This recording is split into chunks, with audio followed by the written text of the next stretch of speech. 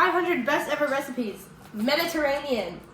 We're making potato gnocchi and some What's sort the of ice cream orange. thing called? It's like an orange thing. It's like a, Oh, here's the potato.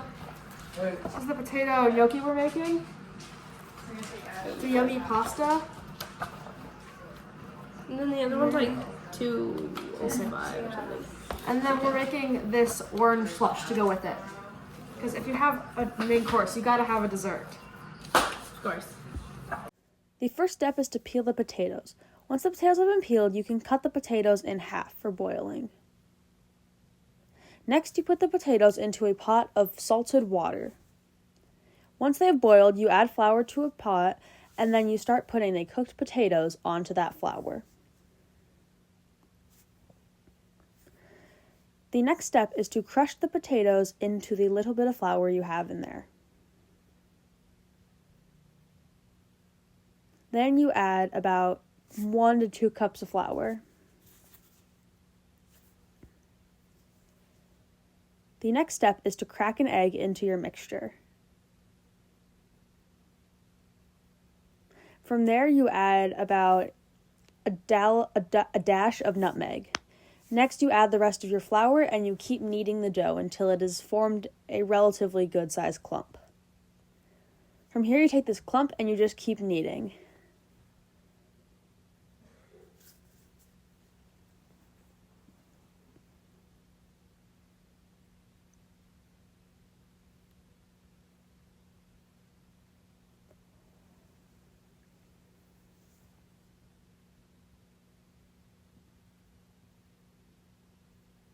Next step is to put the gnocchi dough in the fridge to rest. I may or may not have dropped it.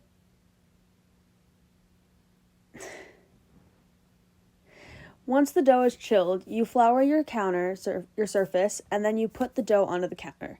The dough is a lot stickier than we were expecting, so have fun watching me struggle to get it off.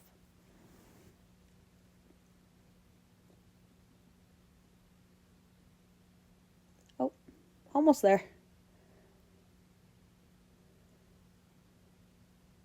It's coming. Slowly but surely. There we go. Next, you take a knife and you slice through the dough. This took us about 2 minutes to fully get the dough, but you get the edited version. Next, we tried to roll it into the long shapes like the instructions told us, but the dough is too sticky, so we settled for these little balls instead. And smacking the dough. The next step was to put them into a pot of boiling water. I did get splashed with boiling water a couple times. No one was hurt in the process. We're all good. From there, you let them sit for about 10 minutes or until they start to float to the top. From there, you can put them in a bowl to cool off and then add some butter and Parmesan and you're ready to eat. Next, we worked on the granita. First, you start by shaving off some pieces of the peel. This will be for decoration later. The next step is to cut them in half.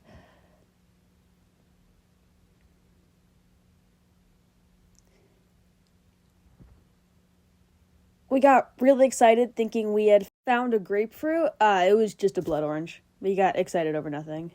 Next, you squeeze all of the juice out of the oranges and the lemons.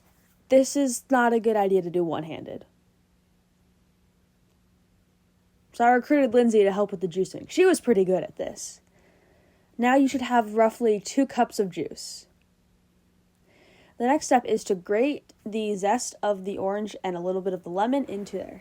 From here, we can take a pot of sugar and water that we have boiled and dump all of our grated peel into there. The next thing we can do is to pour all of our juice into a freezer-safe container.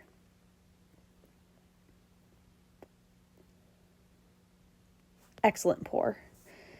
Then the sugar concoction we made earlier is going to go into the juice. Now, while that's sitting in the freezer, I decided I should probably wash some dishes. Then you crush it up and you put it back in the freezer. We had so much fun trying this food. As you can see, we plated it all nice and pretty to make it better. The gnocchi was kind of hard, but it had really squishy. Now this granita was to die for. Literally.